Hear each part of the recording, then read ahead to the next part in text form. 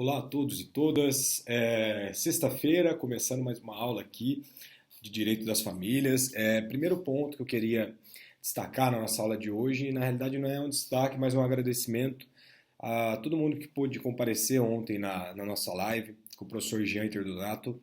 Eu acho que foi muito proveitosa a nossa live. Bem, pelo menos os feedbacks que eu tive até agora foram todos positivos. A gente fica muito feliz porque, querendo ou não, a gente está trabalhando temas que são temas ainda tabus, né, dentro de uma sociedade.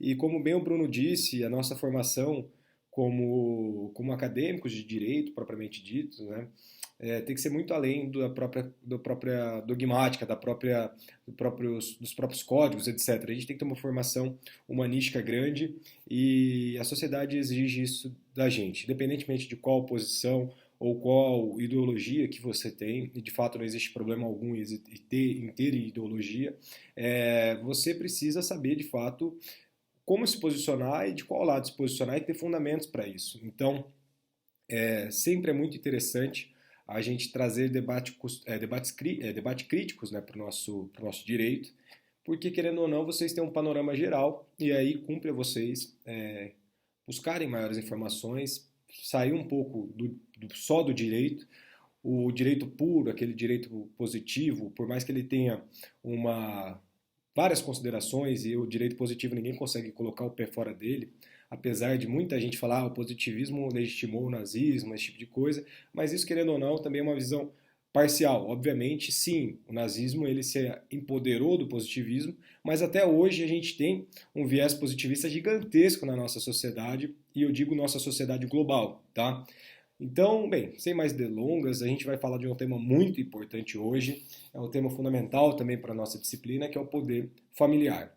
Primeira coisa que a gente já tem que falar é que poder familiar, não é pátrio poder, essa ideia de pátrio poder também já é uma ideia ultrapassada.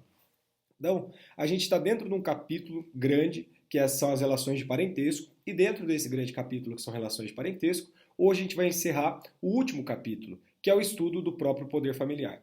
O poder familiar ele pode ser conceituado como poder exercido pelos pais em relação aos filhos, dentro da ideia de uma família democrática, do regime de colaboração familiar e das relações baseadas, sobretudo, no afeto.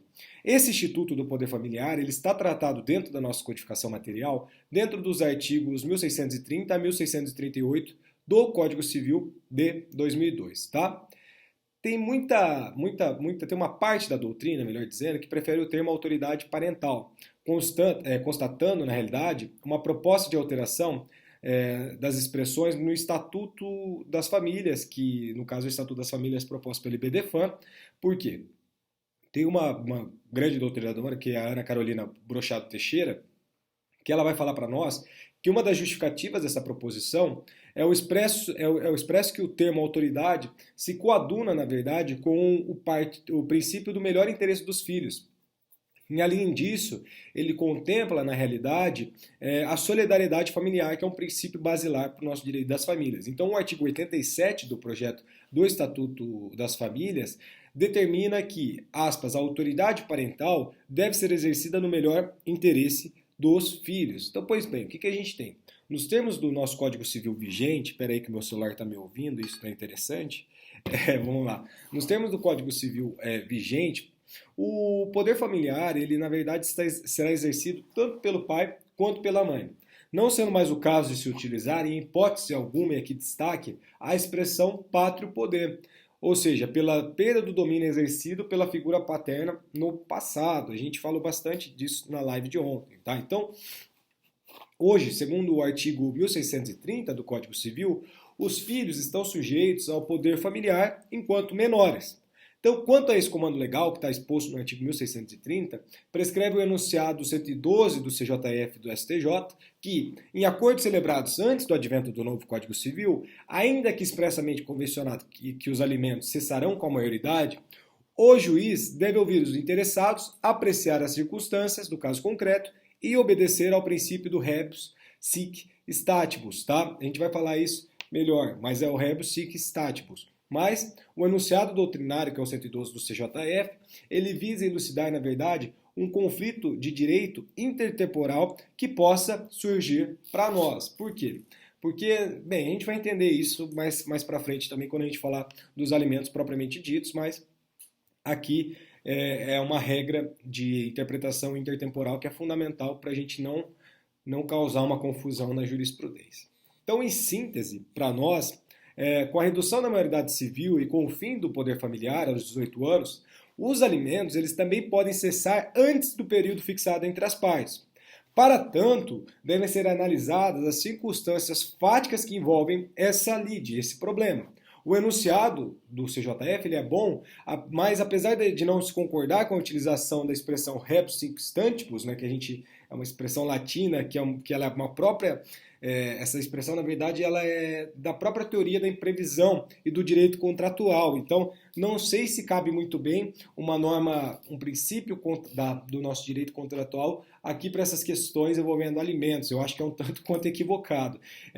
Então, na verdade, esse ponto desse princípio, na verdade, ele está um tanto quanto superado mesmo nesse último ramo do direito civil. Então, até mesmo no ramo do direito contratual, a rebus sic stantibus, né, na verdade, ela tá superada, na verdade, mas de qualquer maneira, o enunciado apontou nesse sentido.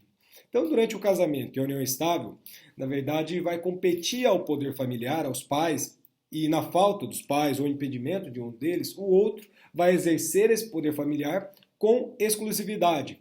Ah, tem isso no Código? Sim, tem isso no Código. Está lá no caput do artigo 1631 do Código Civil. Então, divergindo os pais também quanto ao exercício do poder familiar, é assegurado a qualquer um desses pais recorrer ao Poder Judiciário para solucionar, para a solução ali do desacordo. Isso também está nesse parágrafo, está nesse mesmo artigo 1631, mas ao invés do caput, está no parágrafo único do Código Civil. Então, mais uma vez, na verdade, o Código Civil ele vai atribuir uma função ao Poder Judiciário e vai criar mais uma ação para o Poder Judiciário. Qual que seria essa ação? A dissolução de divergência quanto ao poder familiar. Tem dois doutrinadores, no caso, que trabalham muito bem sobre isso. Um é o Jones Figueiredo Alves e o Mário Luiz Delgado. Eles falam para nós que esse dispositivo específico, esse parágrafo único do 1631, ele cria a possibilidade de um juizado de família como um órgão judiciário não mais destinado apenas a soluções de conflitos familiares, de paradigmas de rupturas sempre definitivas, oferecendo também uma prestação da justiça destinada, na verdade, à composição das divergências episódicas, ou seja, aquelas divergências temporais provisórias, sem os estigmas de embates conjugais dilacerantes. Então, nessa nova dimensão, existe, entre aspas, um juizado de família. Então, também aqui, a mediação familiar, essa mediação familiar interdisciplinar, pode entrar em cena para resolver essas controvérsias. E aqui está um papel fundamental da mediação, e aqui fica um destaque também para a Aline, que eu sei que é interessada nesse tema. Então, aqui a gente tem uma preponderância dessa possibilidade de mediação familiar para resolver esses conflitos referentes ao poder familiar. Vou fechar esse primeiro vídeo e a gente retoma do artigo 1632 do Código Civil. Obrigado.